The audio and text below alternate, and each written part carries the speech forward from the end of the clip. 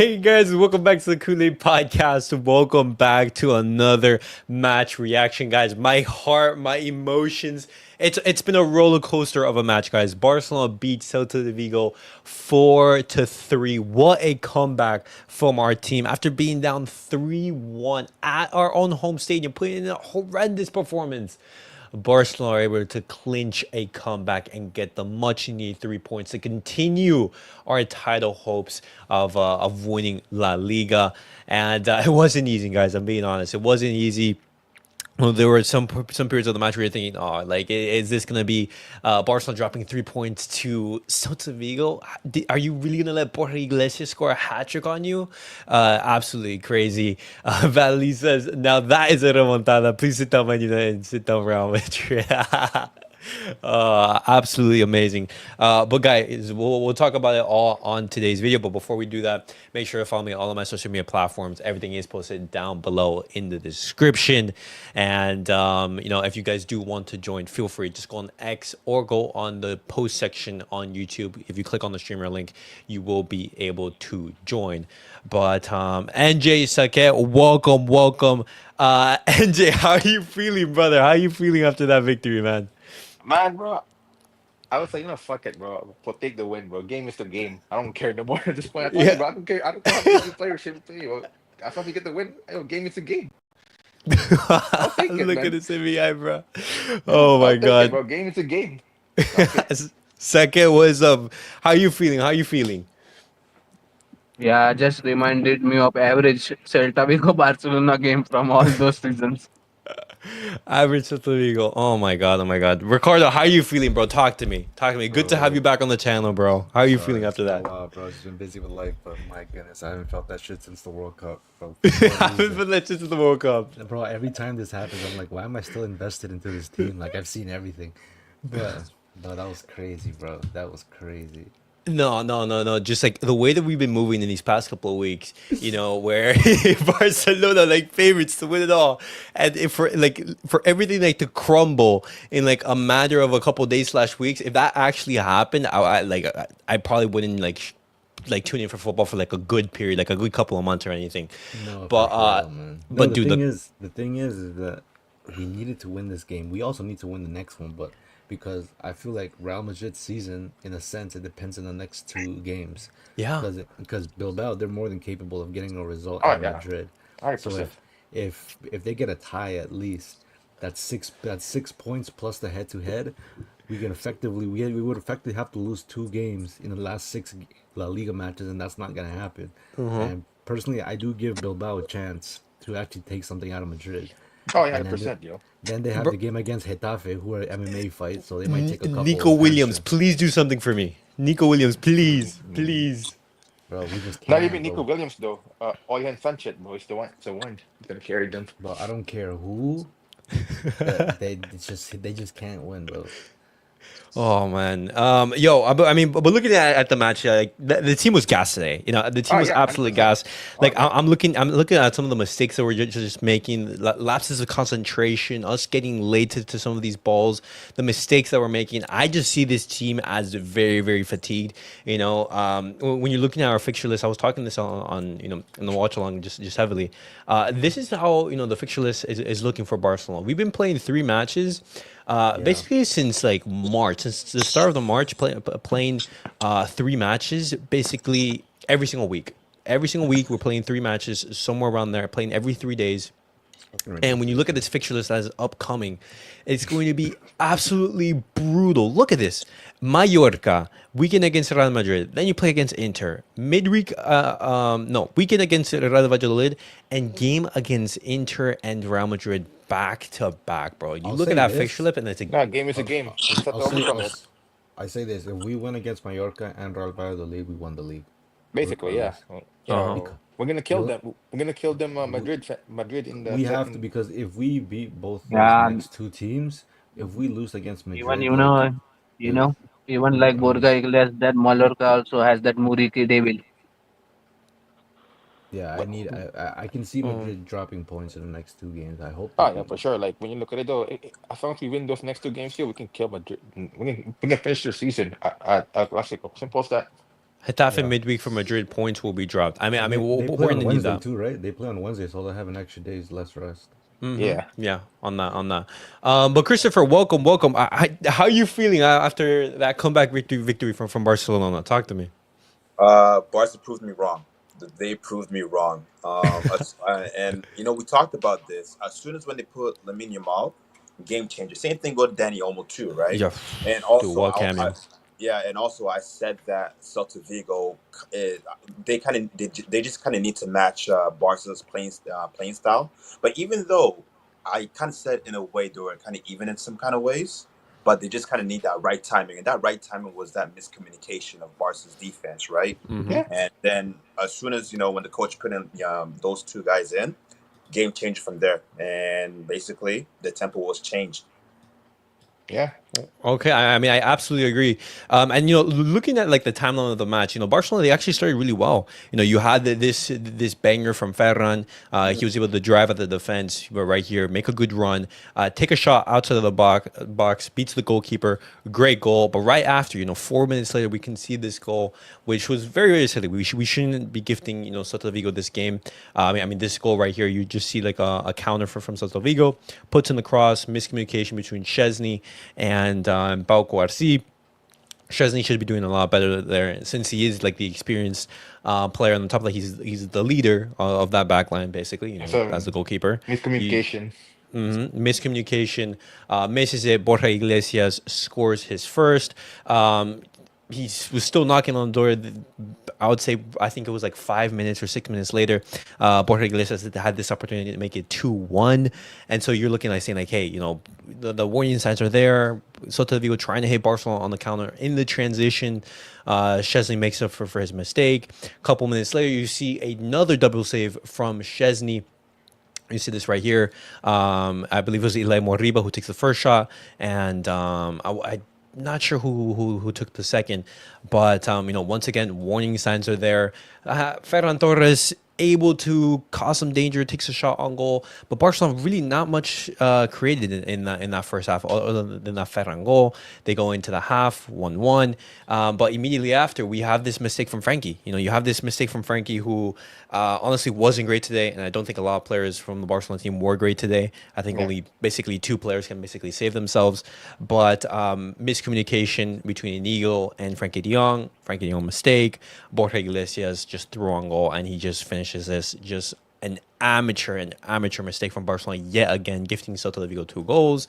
And then the third goal is just Barcelona defending, trying to recover, and Borja Iglesias hits Barcelona on the counter. He genuinely looked like Iago Aspas on the day, absolutely insane. And that was a hat trick for Borja Iglesias, but Barcelona did not give up. Let me see the specific minute. But in the second half, you saw both Dani Olmo and Lamine Yamal come on, and both of them, they've changed the match. And honestly, 100%. It's understandable why these two players didn't start, because obviously Dani Olmo coming back from injury, Lamine Yamal rested. Barcelona, they're going to have to rest some of their key players. Lovely assist right here from Raphinha. Dani Olmo, fantastic goal to bring one back. And then right after, just a couple minutes, Raphinha, he scores his first goal of the night through a brilliant Lamine Yamal assist. And he's able to equalize the match. And it's 3-3. But later on in the match, you do see Robert Lewandowski pick up a cramp. I don't know if it's a cramp or a hamstring injury. I'm going to have to look at the reports to see just like the extent of that. Because Robert Lewandowski, as much as necessarily, let's say like at times he's not been playing well, he's been getting the goals. He's been getting the goals genuinely, and he's been key. And so we're going to need him for these next upcoming matches. And then towards the dying minutes of the match, Barcelona, they get a penalty, which I think is clear cut. Right here, It is a you see. penalty. You see the contact on Dani Olmo's leg. Raphinha takes it, and he scores. And that is comeback completed. Comeback completed, and Barcelona get the 3 points, in which is a much-needed game. Because when we look at the La Liga table, guys, you can clearly see that Real Madrid, they are breathing down our necks. Right now, it's currently a small point gap. It's nothing too crazy. But if Real Madrid, if they were, to necessarily win tomorrow's match, and Barcelona, we were to either lose or draw, then that gap would be very short, and it'd be either 1 or 2 points somewhere around there. But it was absolutely vital that Barcelona got the 3 points. But Seke, I'll go to you first. What do you make of Raphinha's performance? Because he was genuinely game changing in that second half. What did you make of him? Yeah, I think after that international break, I think this is the game where I think Raphinha is truly back because whenever the team is whenever the performance is needed for a team from him, he always stands up. Especially that penalty in the dying minutes after that referee gave him the yellow card. He was angry on the pitch because the decision was not going our way. But in that time, after the yellow card, to keep a calm and score the penalty also. It is Uh-huh. very hard, but I think so. I think he will be key for us in the upcoming matches because he has always stepped up when team is needed. Also, one thing on Dani Olmo, I have never seen a player who gets injured after 2 matches and whenever he comes back doesn't need any time, just comes into the team and just wins the matches or just creates, just drops the 9 out of 10 performance. Doesn't even need time to fit into the team after the injury. I don't know how does he do that every time. Because he's gifted. I just Because hope he's really that good. he Yeah. remains Yeah, He's really available that for the good. matches. But He's that but good. NJ, to talk about the Dani Olmo on the night, because this goal, this 1-2 exchange between Raphinha and Dani Olmo, brilliant, to start the Yeah. comeback. But then he's the one who actually wins the penalty. Like what did you make of Dani Olmo on the night? Bro, I told you, man, beginning of the year, thought that the Dani Olmo would be a great signing for us. But you guess when I listen, you just have to like show, right? Makes sense. Obviously, he's an injury prone player. I don't blame you guys for that. I don't blame him. But again, when when he matters the most, like it just shows you like when it comes to Dani Olmo, when he's playing, he connects everybody to one. Like he's the one that started everything. He makes Pedri, De Jong, everybody's clicking. With Raphinha, with Yamal. Like he just make it simple for everybody. He doesn't make it complicated for everybody. He just Okay. he's always there in the right time, the right place. When you need it the most. Yes, he's injury prone for sure, but it is what it is. But yeah, like he's a big time player. He's simple as that. That's why I was happy when we signed him in the summer. Yeah, I Simple mean, as that. it's all about making sure that Dani Olmo is fit and using him wisely because, I already know that we're going to have limited games, with Dani Olmo. We're going to need Yeah, to choose those games wisely. that was And, given. yeah, exactly. We're going to need to make sure that he's fit for those 2 games against Inter and those 2 games against Real Madrid. Yeah, Those are the most important games in which you want Dani Olmo. But and Ricardo, also, oh, yeah, well, yeah. Yeah, sorry, what's up, Andre? yeah. Like so, when you look at it though, like people don't want to admit it or not. Like our best three players in that squad has always been Lamine Yamal, Pedri, and Dani Olmo. Simple as that. Uh-huh. They're the three best players that we have in that team when it comes to like playing the right football. It's them three. Absolutely, absolutely. Ricardo, yo, Yeah, Raphinha, bro, Raphinha was huge today. He was he was absolutely huge. huge, He bro. was huge. Dude, are we actually going to make a Ballon d'Or campaign for this guy, bro? Because he's been key. It's undeniable, man. It's He's undeniable. undeniable. Like if you were to tell me who would I give Ballon d'Or, I actually wouldn't even give it to Rafinha. But when he performs like this, he is the catalyst to these comebacks. It's kind of hard, and he has the numbers to back it up. 60 It's GA this season. Also, oh god, Ricardo, do you yeah. think he will be the most clutch Brazilian that played for Barcelona if we win the trophies that we are competing for and he performs like this for entirety of the season? Yeah, like look. Wait, time out. So yeah, I forgot about to ask for like Rafinha. Like Rafinha didn't really have a good game until Yeah, Dani Olmo came and he scored. He's just That a was I GA machine, man. Just like I Salah, just I think think. yeah. no, I think Rafinha. Funny enough, I think he's more effective on the left than he is outright. Like I Yeah, would he actually is. argue you should put Ferran on the right side. Okay. And Ferran is viable on anywhere on the front line, but I think for the benefit of Rafinha, putting him out No, left is better. his Um, weakest link for Ferran is the right wing, to be honest. Go ahead, go ahead. yeah, but I mean, we have Rafinha at the left, like you need him there. But Yeah. no, Rafinha, he's been like, I do agree, he wasn't good until the substitutions made. But then again, like this whole season, he's just showed Yeah, like yeah, he's just obviously. willed his way Yeah, for sure. into situations like this. But honestly, this game was crazy. Did you see the part when I think one of the assistants, this guy smashed the Yeah, iPad? exactly. Yeah, but he typically threw the iPad to the Yo, I ground, want bro. to see that. I want to see that. This Oh guy no. I saw that smashed too, the you know. iPad, bro. Yeah, he did, bro. The, Coach. Yeah, I think half of the Real Madrid squad was also doing that in the at their home. Look at this right here. Hold on. Oh, I yeah, found but it. I was laughing at it. Mind you, Yo, I found it. this is In the before, comment. Yeah, that guy. bro. Yeah, Yeah, right here. So he just like yeah, fucking smashes it. yeah. Bro, we don't have money, man. Don't break this stuff. She Oh. was so funny. No, but like, look, Elias said, bro, I don't I like.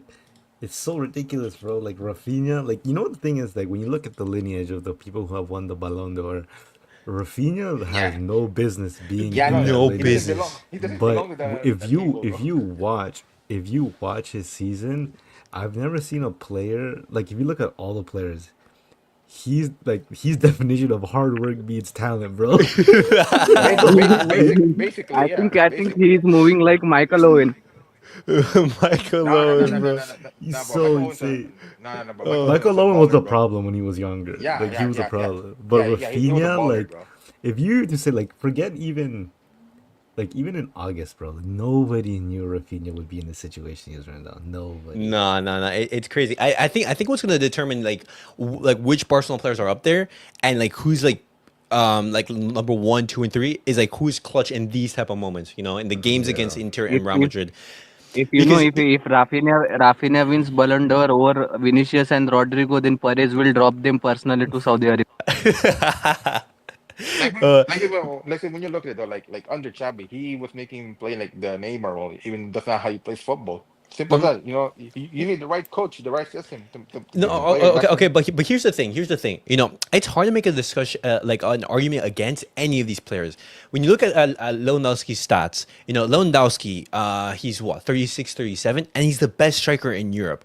If he's the best striker in Europe, scoring these goals, he's saying like, hey, what better numbers do I need, to actually win the Ballon d'Or? Rafinha, clutch. Absolutely clutch in every single game that he is playing. Instance right here. You're looking at Pedri. Pedri, the engine of this team. If Pedri is not there, the team doesn't function Yeah, whatsoever. And so I genuinely just think, even though Rafinha, bro, he is like the number one candidate, we have to see, what these players do in the next upcoming seasons. But Christopher, I'm gonna go to you. Um, you know, Barcelona right here, we did not play well on the night whatsoever. We needed the victory and everything. But how do you see Barcelona faring in these next upcoming matches? Because I genuinely do think that fatigue is becoming a serious issue. Because the amount of matches that we do play, Barcelona are going to have to manage and pick their moments on when to go all out. And I'm not necessarily saying I'm worried about the team, but it could, like, the fitness issues could become an issue. Well, what do you think of Barcelona in these next upcoming games? Christopher, you there?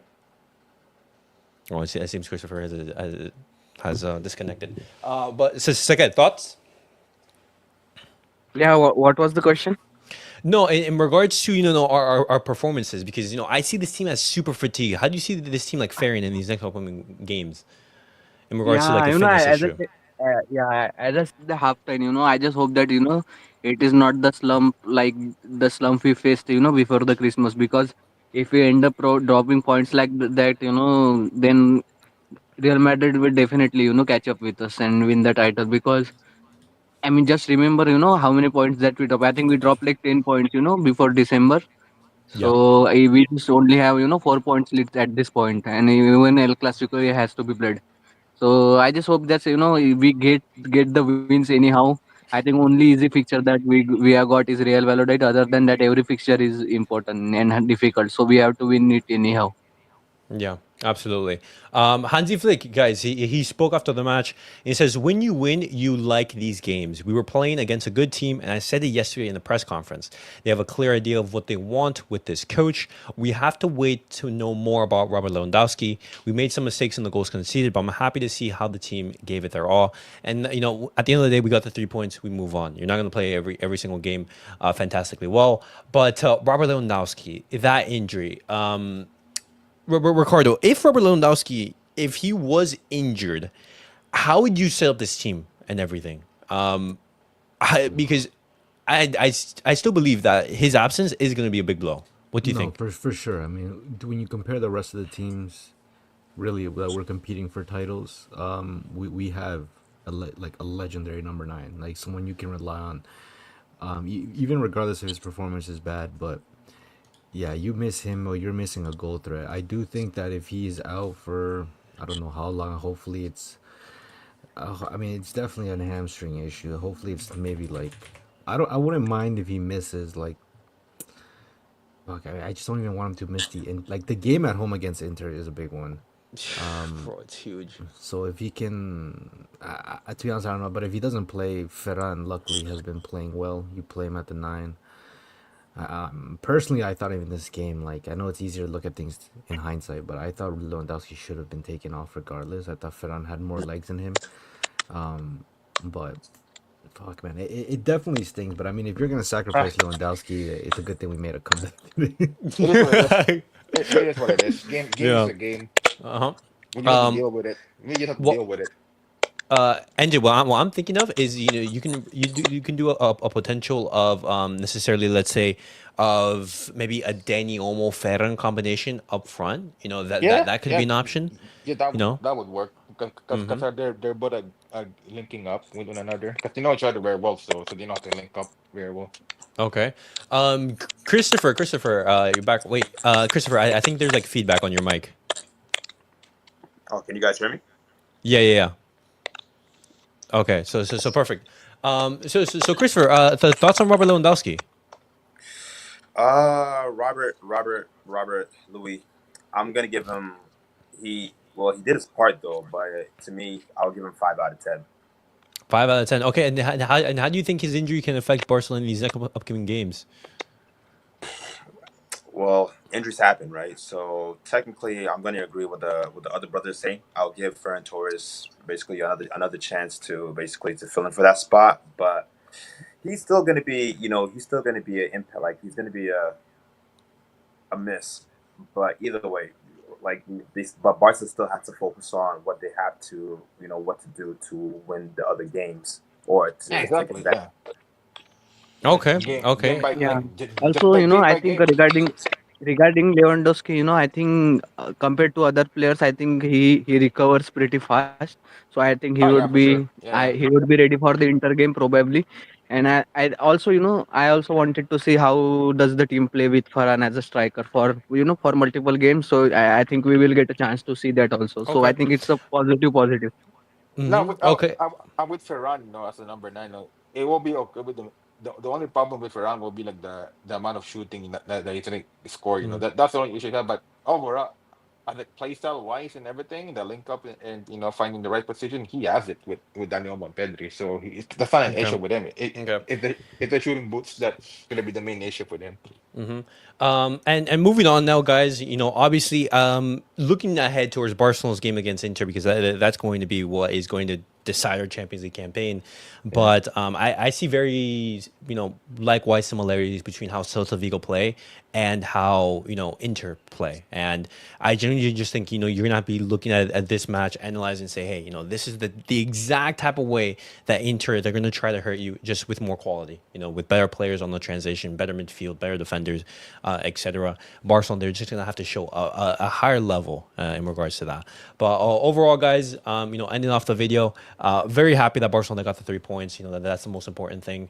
When you look at the La Liga table, as I've said before, Barcelona maintaining a 7-point gap with having a game over Real Madrid. If Real Madrid they win tomorrow against Athletic Club, then it would be reduced to 4. But let's hope Athletic Club they have something for us tomorrow. But guys, that was it for the video. Hopefully, you guys did enjoy. Tomorrow we'll be talking about it in a little bit more detail, talking about some of the fallouts, some of the awards as well, and as well just seeing the situation in which Barcelona can be in. But guys, thank you guys all for tuning in. Make sure to like, subscribe, and comment. And see you guys all in the next video. Peace out, guys.